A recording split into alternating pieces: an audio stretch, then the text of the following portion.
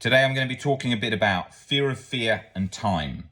Now, you've been anxious, most likely, for a very long time, and you're not going to suddenly, just in 1 second like that, have it all release. So, an important thing to remember is we are scared, most likely, of fear. We're scared of being scared forever. We're scared of being stuck forever. I'm talking about when we're stuck. And if you've been stuck for a long time, all you know right now is being in a fearful state. And you've forgotten what it's like to be in a baseline state of peace. And as the anxiety pioneer Claire Weeks once said, I'm not going to give the exact quote because I can't remember it exactly from the book, but she was saying that when you've been anxious for a very long time, the time that it took you to develop all these anxious habits, don't expect it to end suddenly, because it's going to take time for you to sort of unlearn those anxious habits. Not equal to the time it took to become chronically anxious, but it's going to take a while for that to sort of go back. The same as if you think of your body. If you've been walking around sort of all locked up in your neck and jaw and everything, and then I say to you, okay, start relaxing sort of the trapezius in your shoulders, in the top of your back. Start relaxing that. Start relaxing these muscles. Start relaxing your back. And then standing up straight, relaxing your jaw, relaxing your arms, relaxing your fingers, your hands, anything that's clenched. You feel a kind of deep release in muscle tension. I'm not talking about getting rid of anxiety in that moment. And you're not even aware you're holding it all like that. Now, obviously, anxiety's got this component where it sort of deeply turns up the tightness in back muscles. I used to have massage after massage, loads of relaxation techniques, and anxiety would just keep firing that up. But I'm talking in the general sense. We tend to be very locked up without realizing. So when it comes to the time you've been stuck and looking to get back to a baseline state of peace, you have to remember it's taken time, so it's not going to happen suddenly. But equally, you are very scared that you aren't going to get back to that old position because you can't even remember it. That is what's key. You can't even remember what feeling free felt like. Like, it's hard for me to remember today what feeling anxious felt like, that chronically anxious and guilty, because that cycle in the brain, that locked up, is an experience. And it's hard to remember an exact experience, like it's hard to remember exactly how you felt 10 years ago at a specific time. I have a rough idea, of course, because I'm speaking about it all day long and I can remember it pretty clearly, but you can't remember after a long time what that felt like. It's like asking someone who's 70, how did it feel the first time you were in love at 20? Or what did it feel like, this feeling when you were whatever? It's difficult to do that. The same as if you're really cold, trying to remember what it felt like to be really hot. That's hard. And we are going between very hot and very cold throughout the year when we're going on holiday maybe or whatever, but it's still find it hard. When you're thinking of the recovery journey, you've got to pace yourself because you're scared of not getting back to that baseline state of peace. So you're trying to chase it instantly. But realize that it's going to take a little while to get back there, okay? But that's not the end of the world. You're on the journey. There's little tiny like layers of an onion coming off in changing of perspective all the way along the journey, but you're not even aware of it. The same as if I go and watch a podcast, I'm not talking about the thousands of podcasts that repeat the same messages on any subject that you're watching on the internet. But if you watch one that's like, I don't know, if I go and watch a podcast now on AI and it's by one of the leading AI experts, I'm not an expert on AI. So if I watch that, it will be packed with a lot of facts. It will be very helpful to me understanding about AI. And there'll be lots of little light bulb moments happening. Now, once I've watched a few of those, maybe by the same speaker, there's less of them. But then suddenly he drops some gem that bang makes a real change. And you're not even aware of those. The same as when you're watching a movie, it changes your thinking. If you watch all the same movies, you're getting less light bulb moments, right? So it's important that you look for shifts, but you don't expect them all the time. Along the recovery journey, I'd often be reading a book, Albert Ellis' book and so on. I'd be going through it and I'd think, I just can't grasp that and so on. And I'd just be rereading it and suddenly there would be a change in perspective.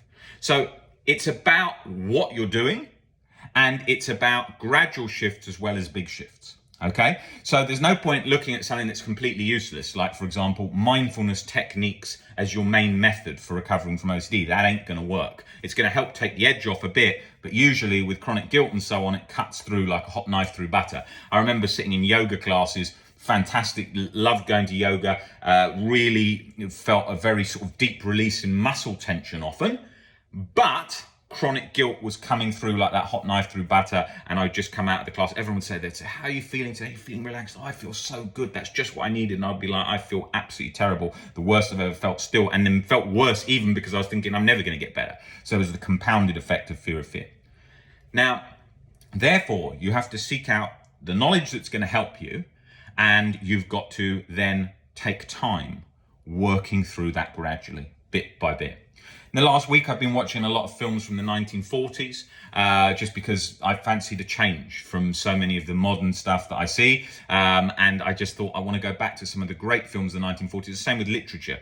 You know, there's so many books that if I had the time and I can make time that I would like to read, because I know it will change how I view the world, and I know that spending time doing that is so useful to how I view the world, my work in terms of different perspectives, because everything I do is all about perspectives, and it's just finding the time and doing that. So I was going back to watching films from 1945, around that era, and I was watching it and I was thinking of all different wisdom and different things that I was thinking, perspectives from the time, and how film is different today, and perspectives of the who made the film at the time, or the author that wrote the book that the film was based on. And you take little things from so many things in life. I remember when I went first to Egypt, and I went to Luxor, to the Valley of the Kings, and I didn't want to go on this holiday, and my mum had made me at the time. I was about 23. It was a family holiday. I went there, and on that holiday, I didn't want to go at all, but then I stepped into those tombs of like Pharaoh Ramses IV and Tutankhamun, and when I went down into those tombs and going back 5,000 years, suddenly my perspective was, oh my gosh, look at this civilization from 5,000 years ago. And I can see right in front of me so much of that experience. I was completely changed my perspective on a lot of things. I'm not talking about in relation to OCD, but in terms of life in general. And OCD recovery is a part of life in general, because you're learning skills for life, which are changes in perspective that get into life in general, life philosophies, which obviously OCD is sort of latched like a limpet around too. But when I was in those tombs, I was thinking, I wasn't even going to come on this holiday, and I didn't even want to go at all, right? And then it transformed into being one of the greatest holidays of my life, because I was seeing things that which really hard to beat when you think of things that you can go and see. And then I'd always resented going to museums. Oh, so boring, I don't want to go to a museum, and so on. And then making an effort to do that. And then now, obviously, I find it very interesting, and I spend a lot of time in looking at history, because I find that so interesting, all the lessons from history, all these other worlds and people's whole lives that were there, that you can just zoom into through reading and see everything that we think today. You know, it's all about now and where we are today, but it's all been lived out thousands and thousands of times, and you can read all about it, and it's so fascinating. And then I became very passionate about all of that. And it's something that when you are looking at your journeys through life, we tend to write off things that we don't understand. And that specifically, you see that today, especially with sort of where views are like polar opposites, and someone's like, I like this, I hate that. I remember I even had that view about cats and dogs, because you used to hear that question. People used to say, are you a cat person or a dog person? I used to say, I'm always a dog person, I don't trust cats. That's what I used to think. And then one day I asked myself, I said, but why don't you like cats? And I thought, well, I don't trust them really. One scratched me once, I didn't really trust them. And then I thought, no, wait a second. I was reading a book on, it was ancient philosophy, and it was talking about, the quote was, time spent with cats is never wasted. And I looked at that and I thought, oh, that's interesting. Maybe I'll just have a look at cats a bit more and see their life and so on. And then I thought, well, actually, this animal is very clever, how it goes through its environment and it does the kind of things it wants, and then gets others to do other things, and then how it's very sort of calm and goes through life just sort of. Then I watched it and looked at it and I thought, this animal's very, very happy and content in the now. Well, most animals tend to be, but I was saying just the way it operated and navigated life, I started to really sort of admire that and think that's incredible, the way they go about life. And then I watched their personalities, how they are, and I spent time taking that in and thinking about that. Not just sitting, focusing on watching a cat, but just as in the general sense of life, of just thinking a bit more about it. Not every day, obviously, but in just when it came into my mind.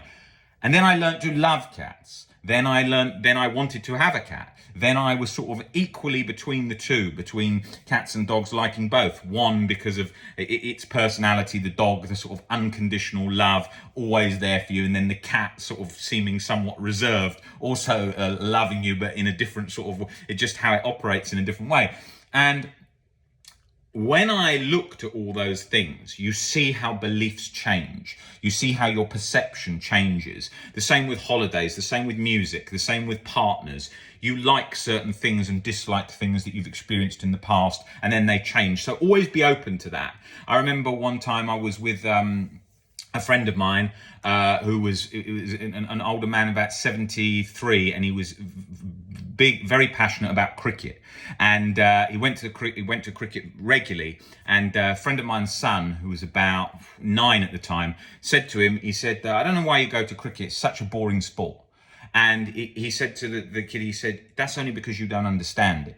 He said, if you understood it, he said, you definitely wouldn't think that. Now, remember, we're talking about in England. We're not talking about in Pakistan and India, where it's the main sport. But that's what that kid said to him. And the kid stopped for a second, and then he thought about it. Then he went to the cricket. Then he realised he did like the cricket. Then he did enjoy it, and then he enjoyed it because he learnt about it. Now, that's like anything in life, anything you don't like. I remember I didn't used to like chess, because what happened was it was kind of pressured almost in the school environment, different things where, you know, chess was a thing, very intelligent to play chess and so on. I didn't like it and pushed it away, didn't want to learn about chess. And then I went through a period where I was completely obsessed with chess. And I mean, playing like 6 hours a day of chess. And that became completely the other way, because I became completely fascinated in chess. And then I read loads of chess books. Then I was playing chess 6 hours a day. And then I decided I've got to reduce that, because chess isn't just a game. It's like a lifestyle. It's an everything, how you interpret life and how you see life, how you navigate life. And so all those things are just sudden changes in things that you, in perception. Now, I know I'm talking about OCD on this channel, but it's not, you can be obsessive about something without OCD. I'm a kind of personality that's kind of all or nothing in a lot of things, and I get very fascinated in something and become almost quite obsessed with that new subject or topic or hobby that I'm into. But that's not in relation to OCD. All right, those habits and those perceptions can be there without OCD, and they can be there in people that have OCD, but they're unrelated. But what I'm saying is, don't shut the door on things that you don't understand or know or haven't tried, because that's what life's all about. Momin did a post saying, the chains that bind us, the ones that, or something along the lines of the ones that we don't see. And then only when we start to move do we notice those chains. And that's like OCD. When people are housebound, they don't notice what they're missing out on, and they've usually convinced themselves, oh, I'm fine in this state. It's no problem. I'm all right with this. Often they'll say that. They've come to accept that, and then they see the benefits in their state whilst overlooking all the other things in life that they've missed because of that. Only when they start moving and doing things in life do they realize how constricted they were. And that's why I've often done videos on this channel talking about the lost years, where when I recovered from OCD, it suddenly dawned on me how much of my life had been consumed by OCD. And then I was very depressed about that until I saw that was an empowering moment, because in that moment, I was able to then transform my life by changing my perspectives through the recovery journey, which I would never have seen life to this depth and in the way that I do now without that severe struggle, because OCD is like this very extreme, strict teacher that sort of molds you into a much more empowered mindset as you walk through the recovery journey. Because to change your perception, to recover from it, that molds you. OCD is like, doesn't give you much breathing space. It's sort of hitting you hard until you change your perspectives, and then you fade out of that. And that is an empowering journey. You never meet anyone on the other side who's like, yeah, I learned nothing. Like, you learn a lot through recovery. That's what it's involved in. You wish for the time before OCD when you haven't recovered, but when you've recovered, you don't want the old you back, because it's so much more empowered, the one at the end. So that's important to remember. All these things in life. The same with anything. If you're anything that you're really closed off about, you're like, I really hate that, I really don't want to do that. That's often where you need to move into. And we do that with so many things, especially when we're children, especially when we're teenagers. All the sort of the boring things, the museums, the culture, all these things you don't want. And it's like anything. It's like what you do is you, especially when you're stuck with OCD, you become fixated on short-term buzz-like sensations, playing computer games, scrolling TikTok, whatever, because you're stuck all the time. So you don't want things that require a lot of mental energy a lot of the time. But actually, those things that require a lot of mental energy are the things that you're going to like the most and learn from the most, because that's where you need to go towards the discomfort. Like anything in life, most people think, oh, if I made a lot of money, I would just go on the beach. But realistically, you wouldn't, because the beach would get boring. Because if you stayed on the beach for 3 months, you'd get bored of it. You get bored of it in 3 weeks usually. Maybe you think you don't, but try it for longer, and then you would see that it's not the same thing. The same as if you, when you're 16, you think going to a nightclub every night is the best thing in the world. And I spent years doing that, and I still do go out a lot. But I'm saying it's not the same feeling that you have when you're 16, because it's new, it's novel, it's exciting, all these different things. So through life, you need to open the door to new experiences, change, uncertainty. We get so used to staying in the same house, doing the same thing, doing everything in a habitual, safe cycle for fear of uncertainty. But when you don't take a risk, you take a risk.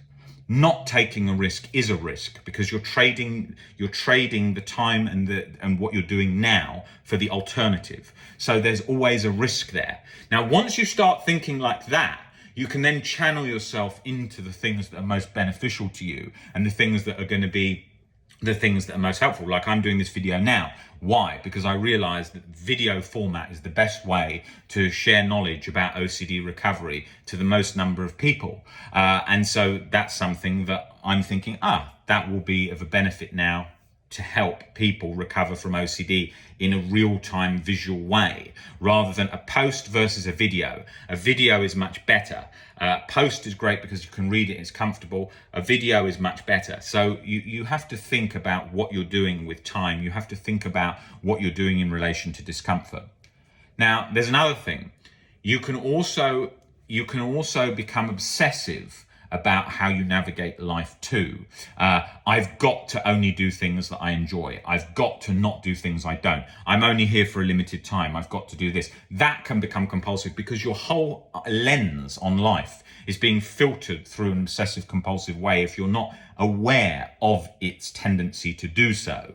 So you have to be aware. Now, I work with OCD day in, day out, so I'm reminding myself of that tendency that's there through OCD, the disorder. So genetically, OCD is most likely in this when we've recovered, but there's no suffering, but it's still there.